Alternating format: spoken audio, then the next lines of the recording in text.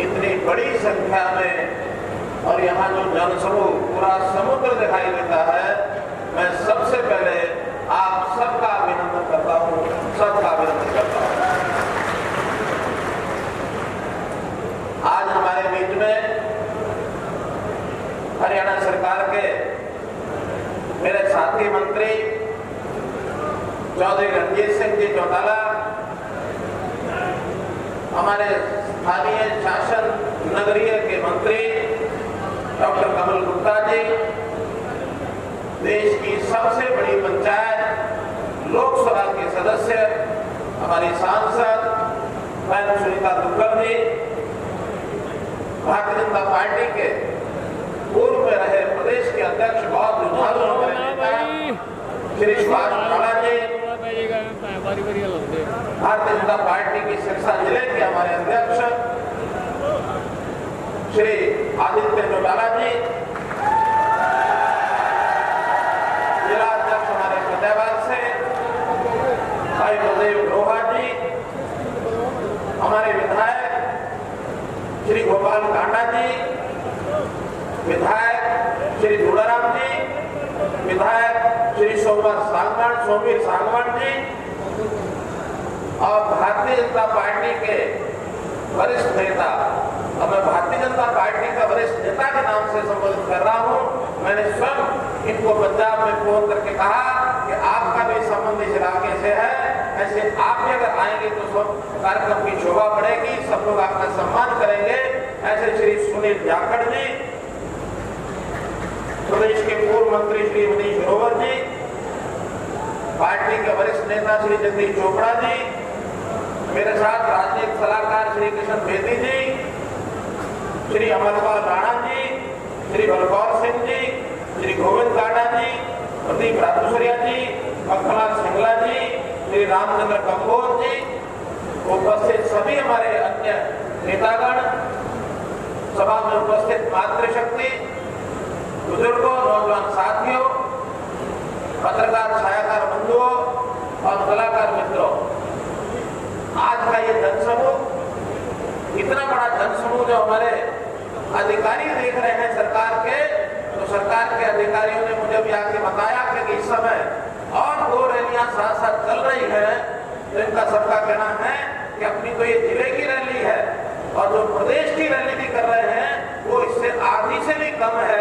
इस प्रकार का दृश्य आपने उत्पन्न किया।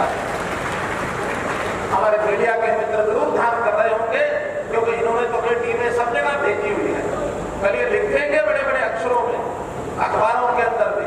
तो मित्रों, आपका ये जो स्नेह, आपका जो प्यार, और वो भी मैं कहूंगा कि आपने सूरज को भी मात दे दी है। आपकी जो लगन, आपकी लगन इतनी भारी गर्मी में सूर्य की जो तप है उसको भी आपने पीछे छोड़ दिया है। आपकी इस लगन का मैं कायम हूं, आपको मैं बहुत बहुत धन्यवाद और आभार देता हूं कि इस समय में आप यहाँ इतने बड़े संख्या में उपस्थित हैं। भाइयों बहनों, समय बहुत हो गया है, गर्मी भी बहुत है, कहने को मेरे लिए बहुत कुछ है, लेकिन हमारे पूर्व वक्ताओं ने बहुत बातें कह दी है, इसलिए मैं कोशिश करूंगा उनको दोहराऊं नहीं। मैं तो एक बात कहूंगा कि हरियाणा में भारतीय जनता पार्टी ने पहली बार 2014 में जो सरकार बनाई थी, लोग हमको कहते थे कि ये नया आदमी है, मुख्यमंत्री, इसको कोई अनुभव नहीं है, और मैं स्वीकार करता था कि हाँ मुझे अनुभव नहीं है, लेकिन साथ में उस समय बताता था कि मुझे अनुभव किस चीज का नहीं है।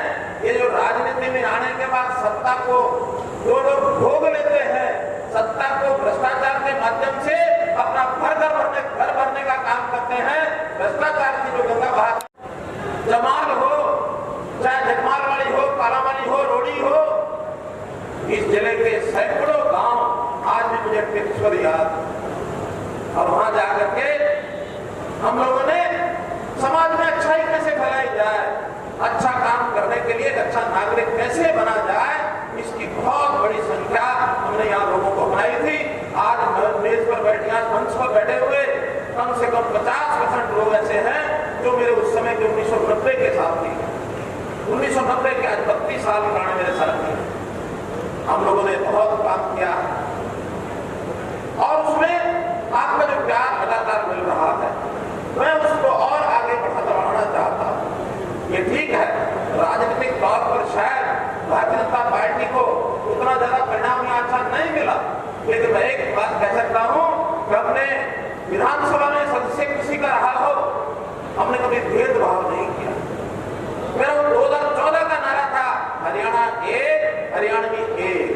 मैं आज भी इसको दोहराना चाहूंगा।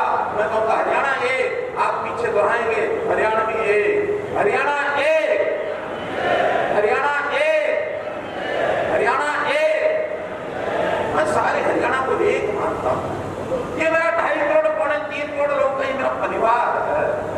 मैं इस परिवार के नाते से जिसकी जो जरूरत है उसको पूरा करने के लिए जो सत्ता का उपयोग है इस नाते से करूंगा कि मेरे समाज का कोई व्यक्ति दुखी ना हो, कोई परिवार दुखी ना हो, हर किसी के खुशहाली की मैं कामना करता हूं और वैसे सरकार के काम भी करते हैं।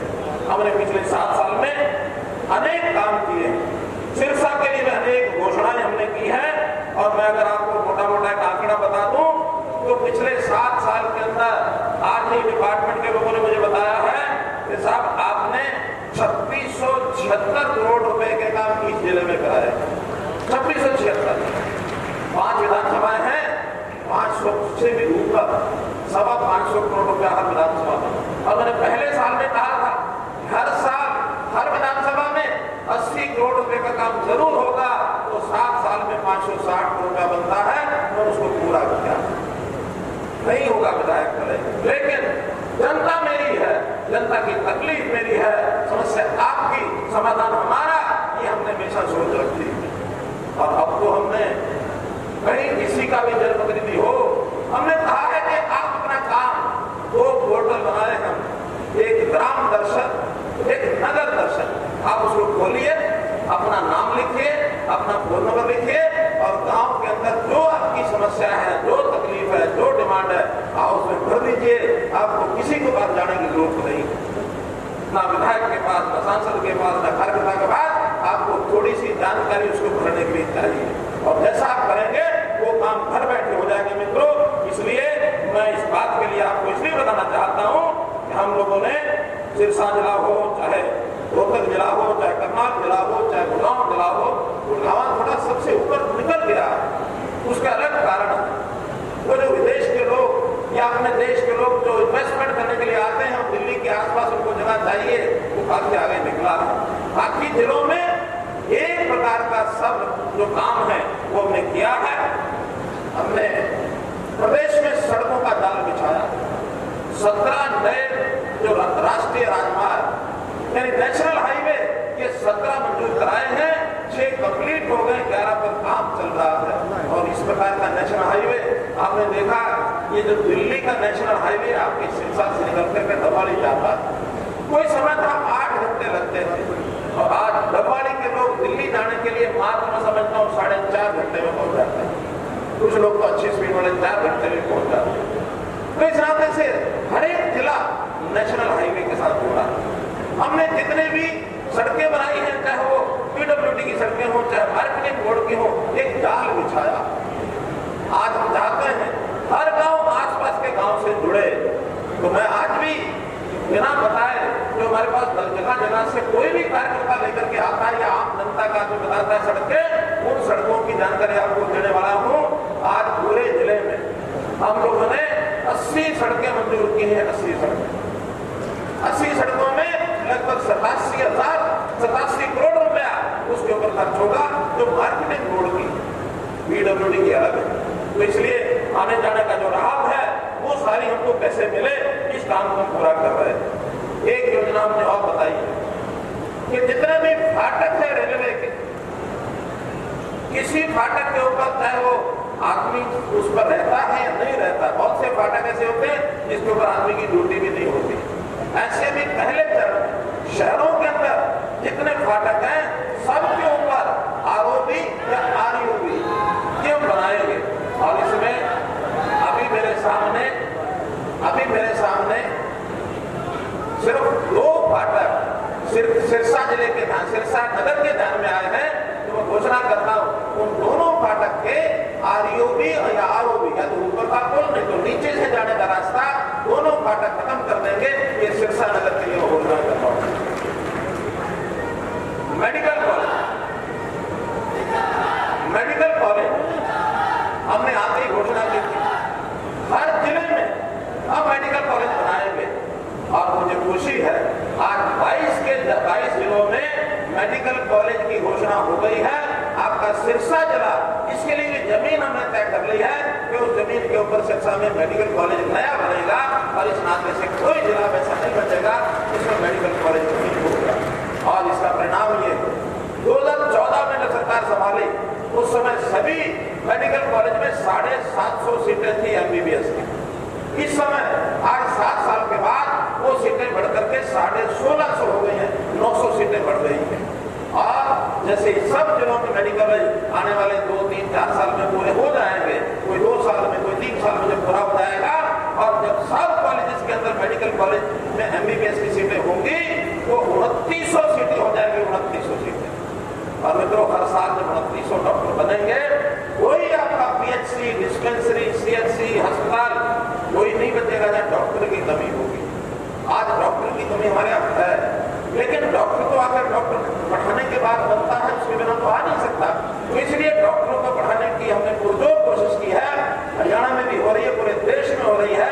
और हमें हर साल अगर 2000 डॉक्टर मिल जाते हैं, बाकी 900 डॉक्टर कहीं विदेश जाए, दूसरे प्रांत में जाए, हमें चिंता नहीं। 2000 डॉक्टर हर साल मिलते हैं तो हमारी जो 26-27 हजार डॉक्टरों की इस समय आवश्यकता है वो हमारी पूरी हो जाएगी। इस नाते हमने किया।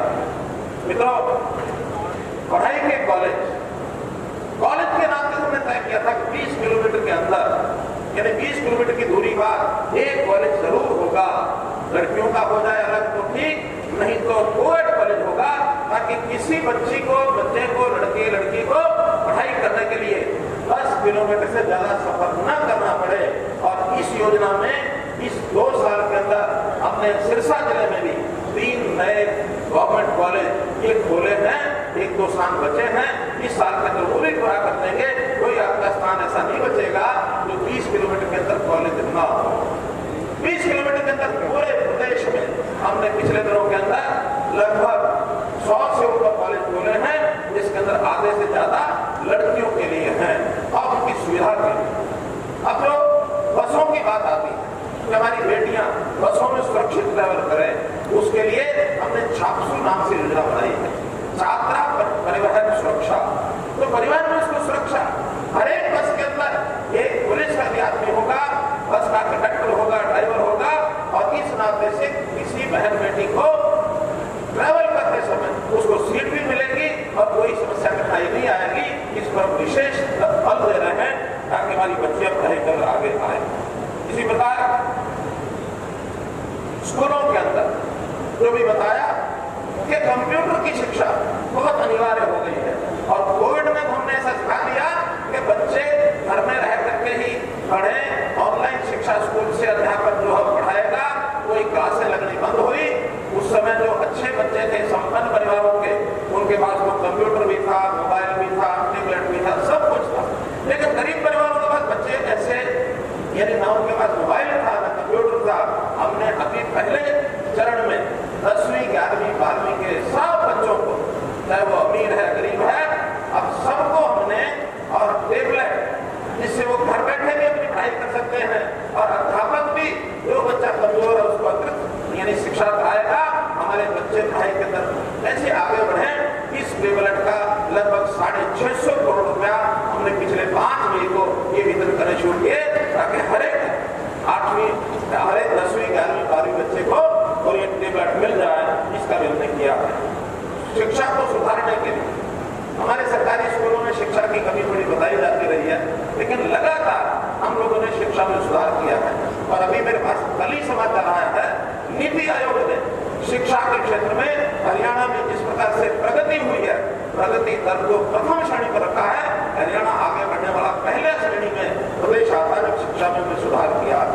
हमने सामान्य स्कूलों के अलावा संस्कृति मॉडल स्कूल ये बनाए हैं, ताकि वहाँ अध्यापक भी एक अलग पैटर्न का होगा और वहाँ पढ़ाई की व्यवस्था भी अलग होगी। उसके लिए 500 स्कूल नए जिसको संस्कृति मॉडल स्कूल रहेंगे और वो सीबीएसई से एफिलिएट होंगे, इंग्लिश मीडियम होंगे, ऐसे सरकारी स्कूलों की। और इनकी डिमांड बहुत बढ़ गई है। हमारे लगभग 2 लाख बच्चे ये स्कूलों में बढ़ गए इसके कारण से। मित्रों, रोजगार की बात कही गई, उद्योगों की बात कही गई। हर ब्लॉक में उद्योगों का एक क्लस्टर ये बढ़ाने वाले हैं। प्रथमा स्कीम हमने बनाई है और प्रदेश में लगभग 150 क्लस्टर ऐसे बनेंगे जहाँ छोटी पूंजी लगाकर और कोई ना कोई उद्योग वो कर सकते हैं। 6 ब्लॉक हैं, 6 के 6 ब्लॉक में और 50 से 100 एकड़ जमीन के अंदर एक क्लस्टर बनाया जाएगा जो इस इलाके की जिनस को, यहाँ की फसल को जिसका उपयोग कर सके, वो कीनों का उपयोग कर सकता है, वो गावा का अमरूद का उपयोग कर सकता है, वो सरसों इसका भी तेल निकालने की गाड़ी लग सकती है, वो कपास इसका उपयोग कर सकते हैं। कितने तरह की ऐसी चीजें जिसकी डिमांड की जा रही है कि कपास के लिए अब कोई ऐसी फैक्ट्री लगाए, मिल लगाए, अभी इस प्रकार के कारखाने सब अपने अपने इलाके में लगाए जाएंगे।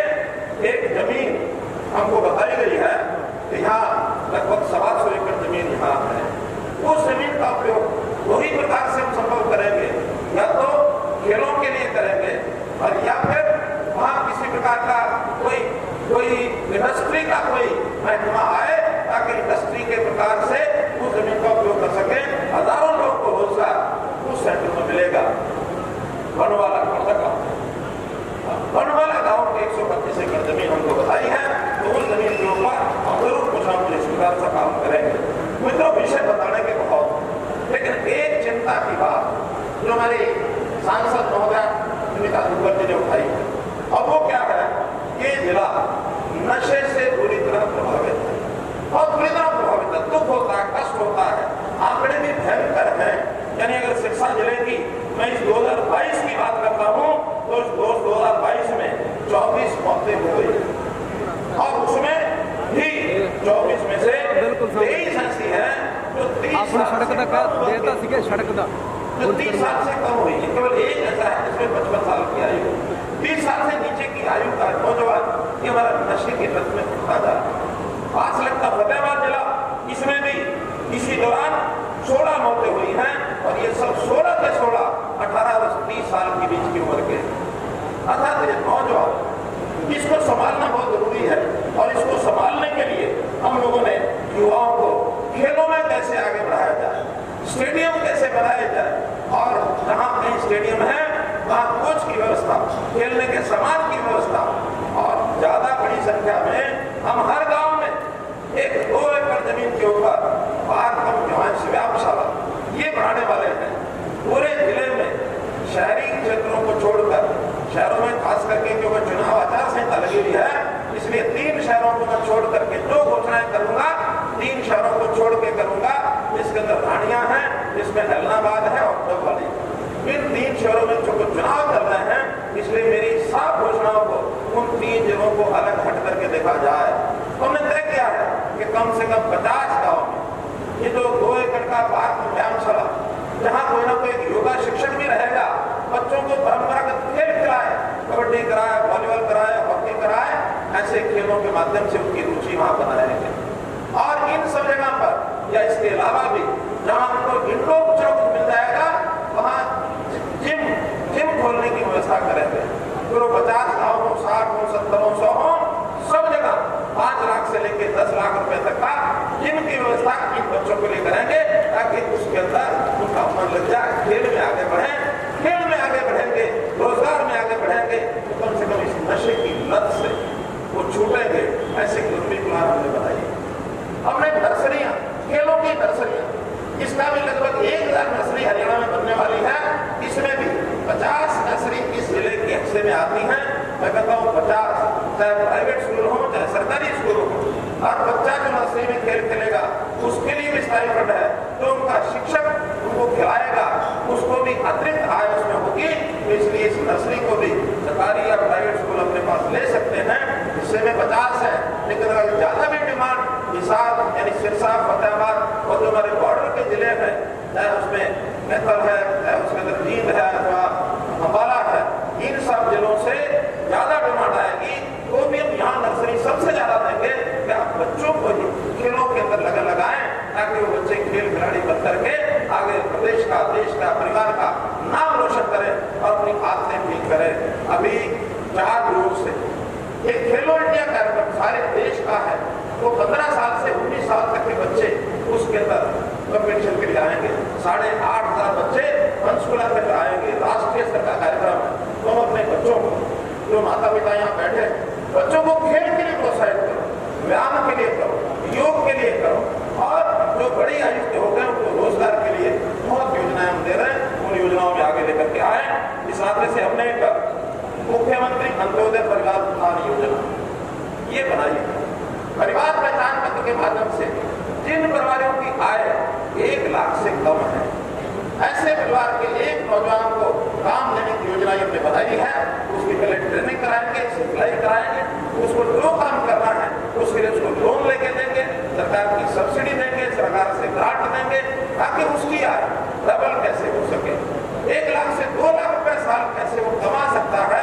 ऐसे परिवारों को हमने चुन करके लगभग 7 लाख परिवार ये हमारी परिवार पहचान पत्र में सबकी एक प्रकार से उनकी हमने सर्वे करा लिया और सर्वे में उन परिवारों की पहचान हो गई है। उस परिवार में जो वो काम नहीं करते, करना जानते नहीं, उनको करना भी सिखाएंगे, उनका मन भी बनाएंगे। कभी कभी योग्य उतना नहीं होता युवा, लेकिन एक बात दिमाग में ठान लेता है कि मुझे सरकारी नौकरी करनी है। मित्रों, सबको समझाओ, सरकारी नौकरी योग्यता पर मिलेगी। प्राप्त जिले में मिल भी रही है, बहुत ऐसा नहीं कि नहीं मिल रही है, लेकिन फिर भी जो बच्चे सरकारी नौकरी प्राप्त नहीं कर सकते, पहले से ही समझाएं कि आप अपना कोई काम करो, अपना काम करके आय बढ़ाओ। इसलिए सरकारी नौकरी में केवल वही आगे बढ़े जो पढ़ाई में होशियार है, बाकी सब अपने काम में लगे ताकि परिवार का पालन पोषण ठीक से कर सके। तो इसी प्रकार जो परिवार पहचान पत्र की मैंने बात बताई है, इसमें बहुत सी ऐसी चीजें हैं जो आपको घर बैठे मिलेंगी। यानी आपकी आय अगर 1,80,000 से नीचे है और उसमें किसी का पीला कार्ड नहीं बना बीपीएल का, तो घर बैठे पीला कार्ड मिलेगा। आपकी जानकारी के लिए पिछले 2 महीने में सिरसा जिले में 42,000 नए राशन कार्ड, पीले राशन कार्ड बने। 42,000। आपको जितने जानकारी है, चाहे अपना बना हो चाहे किसी पड़ोसी का बना हो, इन 2 महीने में नया राशन कार्ड बीपीएल का पीला कार्ड बना है। ऐसे जरा जो जानकारी है राहत मिले कर दो। इतने सारे लोग हाथ मिला नहीं करते। इसका मतलब 42,000 अपने नए कार्ड बनाए और अभी 2 ही जिलों में बनाए, सिरसा और कुरुक्षेत्र। बाकी जिलों में अगले महीने से बनने शुरू होंगे और जब सब जिलों में बनेंगे लगभग 8 लाख ये जो नए कार्ड बीपीएल कार्ड बनाना बहुत मुश्किल होता है, लोग चक्कर काटते रहते हैं, लेकिन घर बैठे कार्ड मिलेगा, किसी को कहीं जाना नहीं पड़ेगा। जो बुजुर्ग है 60 साल की उम्र का होते ही 1 महीना पहले सरकारी अधिकारी उसके घर जाएगा और घर जाकर के उसकी यानी उसको 2,500 रुपए की जो पेंशन है उसका एक साइन करा के लाएगा, उसके खाते में पेंशन जाने शुरू हो जाएगा। अब किसी को चक्कर नहीं काटना, घर में चीज जाएगी। हमने ऐसी योजनाएं शुरू की हैं कि अब किसी गरीब को चक्कर काटने के बजाय जो उसकी जरूरत है उसको घर बैठे दी जाए। एक कहावत होती है ना, क्या कि प्यासा कुएं के पास जाएगा, ये कहावत है। जिसको प्यास लगी वो कुएं के पास जाएगा। मित्रों, हमने वो कहावत बदल दी है, हमने बदल दी है। क्या प्यासा कुएं के पास नहीं जाएगा, कुआं प्यासे के घर में जाएगा, उसकी मदद करके आएगा, उसके पास हो जाएगा। कुआं यानी सरकार क्या, आप गरीब परिवार के घर जाएंगे और उसके घर जाकर के उसकी योजना बनाएंगे। मित्रों, हमने 75% का आरक्षण प्राइवेट नौकरियों में ये भी तय किया है और उसका परिणाम भी धीरे धीरे जो नई दृष्टि आ रही है उसमें होना शुरू हो गया है। नई एजुकेशन पॉलिसी जो हमारी नेशनल एजुकेशन पॉलिसी उसको कहते हैं, उसको लागू करने के लिए प्रधानमंत्री जी ने उसका टारगेट 2030 सारे देश में रखा है। हमने कहा 2030 नहीं, हम अपने यहाँ नेशनल एजुकेशन पॉलिसी 2025 तक लागू कर देंगे, इसके आगे नहीं जाना देंगे। इसलिए हमने इस सिस्टम को आगे बढ़ाया। एक बात जो ध्यान करानी मुझे कि भ्रष्टाचार पर प्रहार कर रहे हैं। शोर ये मचता है कि सरकार आने के बाद भ्रष्टाचार बढ़ गया है। आप लोग सब समझदार हैं, भ्रष्टाचार सदियों से चल रहा है, वर्षों से चल रहा है, लेकिन इस भ्रष्टाचार को पकड़ने की हिम्मत किसी ने नहीं की। हमने तो चाहे हमारे समय भ्रष्टाचार हो और चाहे पहले का क्या भ्रष्टाचार है, हम किसी को छोड़ेंगे नहीं। और बहुत दर्जनों लोग, सैकड़ों लोग इस भ्रष्टाचार की गिरफ्त में आ गए हैं। खास करके ये जो नौकरी लेने के लिए गलत प्रकार से लोग बिना जाए हुए कहीं ना कहीं पैसा देकर या किसी दूसरे आदमी को भेजकर कहीं परीक्षा परिणाम करवाता था, ये हमने पकड़ने शुरू किए हैं। लगभग 800 लोग जेलों के अंदर हैं और 300 की तलाश है जो भागे हुए। ऐसे 1100 लोग पकड़े हैं और संदेश दे दिया कि जो पढ़ के आएगा खुद अपने दिमाग से, अपनी बुद्धि से, योग्यता से जो नौकरी लेगा वो आएगा। ये नौकरी दिखने का काम ये नहीं होगा। पर्ची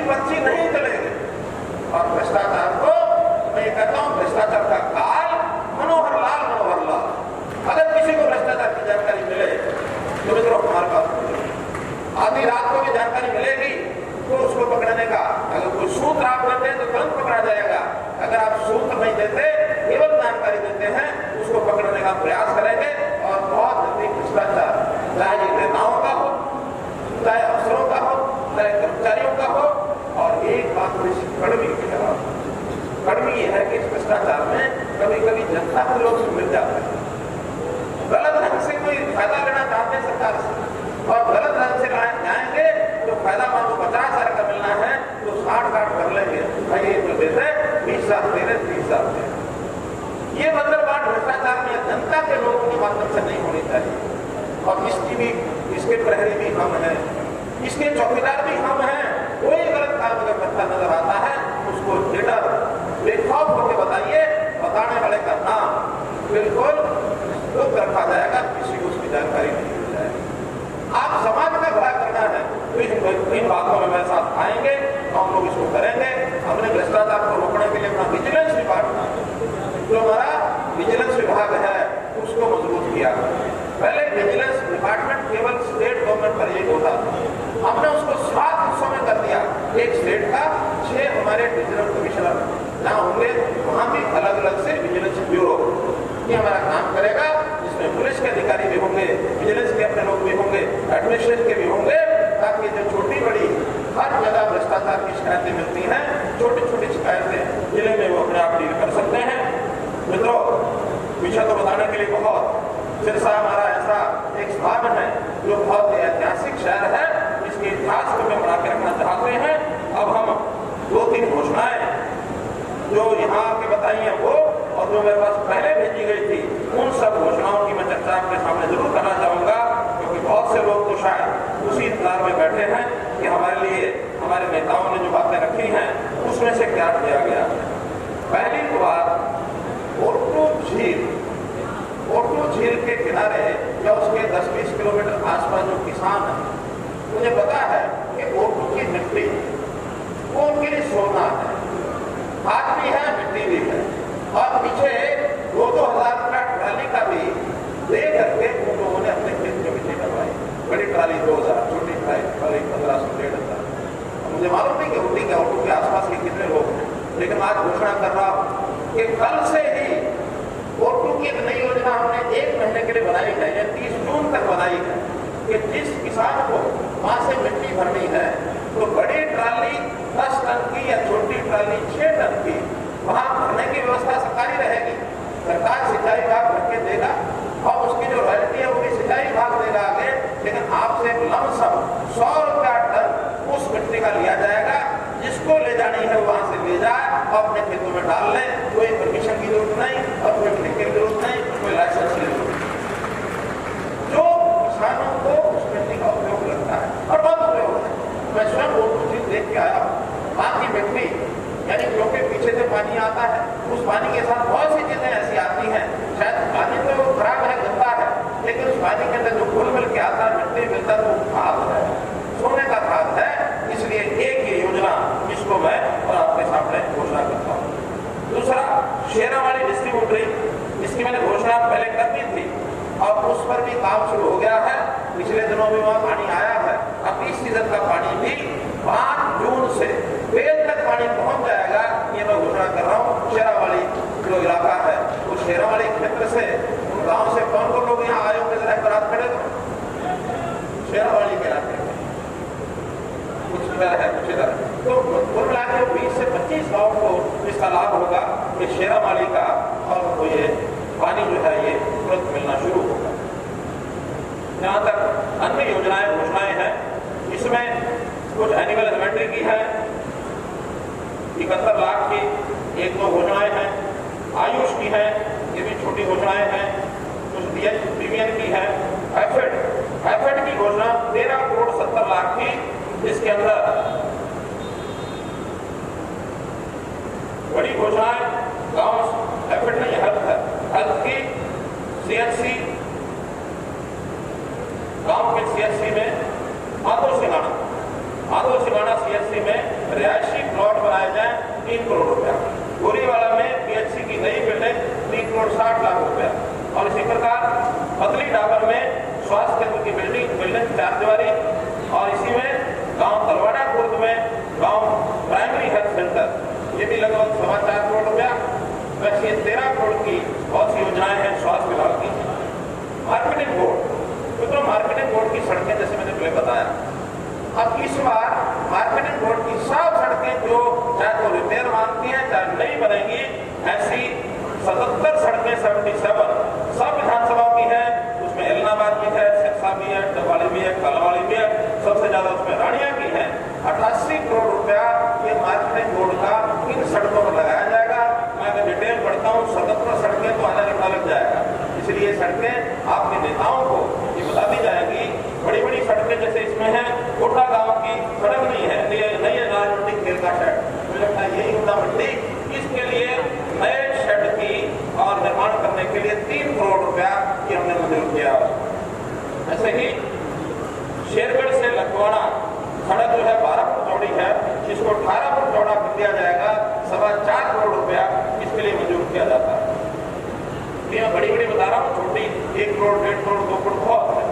ऐसे ही मम्मड़खेड़ा से बचेर जाने वाली सड़क 18 फुट चौड़ा किया जाएगा, ये 4 करोड़ 80 लाख रुपए का खर्च है। 2 करोड़ 75 लाख रुपया कुइया मलकाना मसीता एलनाबाद, इसको भी पक्का रास्ता किया जाएगा, 5 किलोमीटर इसकी लंबाई है। तो मार्केटिंग बोर्ड के ये मैंने बताया 88 करोड़ रुपए के काम ये हमने घोषणा की है। इरिगेशन में जोड़ नाली 9 करोड़ रुपया, जोड़ नाली से गगरपुर की मरम्मत 9 करोड़ रुपया, इसका नया बनेगा, मरम्मत नहीं, नई कंस्ट्रक्शन है। ऐसे ही बड़मंदोरी माइनर, इसका भी जीर्णोद्धार किया जाएगा। ये 15-20 गाँव को हजारों एकड़ की जमीन का पानी मिलता है, 9.5 करोड़ रुपया इसका मंजूर किया जाता है। रीमॉडलिंग ऑफ सरदेवा डिस्ट्रीब्यूटरी, इसको भी 14.5 करोड़ रुपया इसका मंजूर किया जाता है। रीमॉडलिंग कूड़ा डिस्ट्रीब्यूटरी, इसका भी 11 करोड़ 78 लाख रुपया मंजूर किया जाता है। खारी सुरेरा से मल्लिका माइनर, इसकी रिमॉडलिंग 8.5 करोड़ रुपया। मैं बड़े बड़े काम बता रहा हूँ, 5.5 करोड़ रुपया रीमॉडलिंग ऑफ जंडवाला डिस्ट्रीब्यूटरी। ऐसे ही 6 crore 21 lakh remodelling of Tejakheda distributary, 9 crore 41 lakh remodelling of Chautala distributary. तो ये 88 करोड़ रुपए की इरिगेशन की ये नई जो घोषणाएं हैं ये मैं कर रहा हूँ। कुछ स्कूल है जिनको अपग्रेड करने की बात है, जिसकी 4 दीवारी है, पार्क है, फर्श है, ऐसे भी लगभग 12-13 डिमांड ये भी पूरी की जाती है।